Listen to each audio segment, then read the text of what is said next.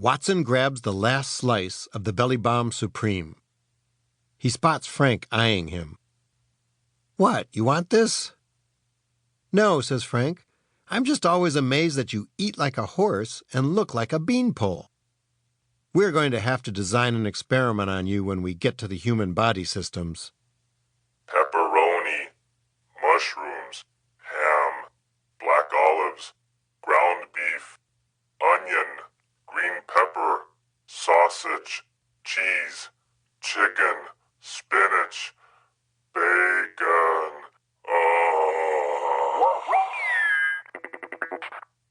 Says Klank. "No," says Frank. "You are a robot. Do not put anything into your input port again." Dextrose, potassium sorbate, modified cornstarch, partially hydrogenated soybean oil, sodium phosphate, citric acid, ferrous gluconate, BHA, BHT, adds Klink. and yellow number 5. Frank rolls out his diagrams, charts, and blueprints on the workbench. Klink, Klank, and Watson gather around. So, to build the Ultimate Science Prize project, we start with the first section of our total science layout, matter, the building blocks of everything. This paper, this table, this cardboard pizza box, this pepperoni, this water, the air. Solid, liquid, gas. Everything in the universe is made of matter. Watson finishes off his slice of belly bomb supreme. Cheese, crust, yellow number 5 and all. "You sound like a science textbook." Exactly correct. Says Klink. I am hungry.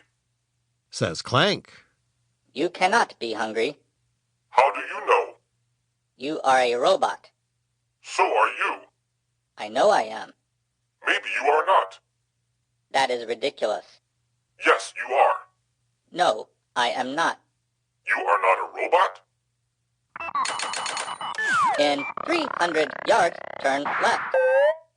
Klink intones in his worst GPS voice. Recalculating. Klink smacks himself in the memory circuits and reboots. I really wish you would not do that to me. "Guys!" yells Frank. "Stop it! We don't have time!" Yes. Klink resumes in his regular voice. Matter is made of tiny particles called atoms. Atoms are made of even smaller particles called protons, neutrons, and electrons. "Like this pizza is made of dough and cheese and toppings," says Watson. "Kind of," says Frank. "So you're going to make a model of an atom?" guesses Watson. Frank leans over the table. "Watson, please. Any second grader can make a model of an atom. My invention, my project, goes beyond matter to antimatter." Hums Klink. He quotes, Antimatter, elementary particles with the mass of ordinary matter, but with the opposite charge. Watson frowns. "Ella who? With what?" Frank translates Klink's definition. Scientists believe that for a lot of the small pieces that make up an atom, there are exactly the same pieces with an opposite electrical charge. Antiprotons and positrons are the antiparticles of protons and electrons. And here's the crazy part. When this antimatter is combined with its matter, continues Frank, annihilation occurs, and that releases huge amounts of energy. Is annihilation delicious? Asks Klank. Oh, do not start that again. Moans Klink. That's actually a good question, says Frank. Because you are a machine. You need to eat energy to operate.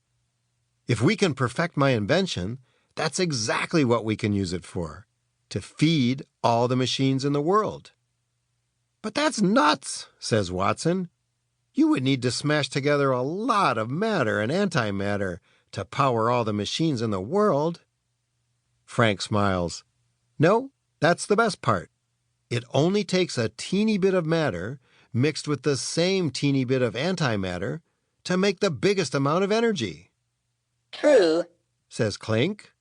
your other Einstein wrote the equation that calculates the amount of energy from matter exactly. E equals mc squared, says Frank.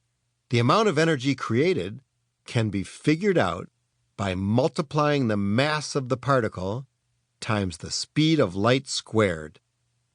Frank picks a mushroom off the pizza box. So, if we had this mushroom and its anti-mushroom, let's say their mass is 1 gram. Frank types into his calculator. The energy created from smashing them together would equal 1 gram times the speed of light squared. What's the speed of light, Klink? 300,000 kilometers per second. So we square that, Frank calculates. 300,000 times 300,000 equals 90 billion kilometers per second squared. We multiply that times the 1 gram. So, from 1 gram of mushroom and anti-mushroom, we get 90 billion units of pure energy. I have no idea what you're talking about, but that's a crazy amount of energy from one mushroom, says Watson. Frank faces his new robot pals.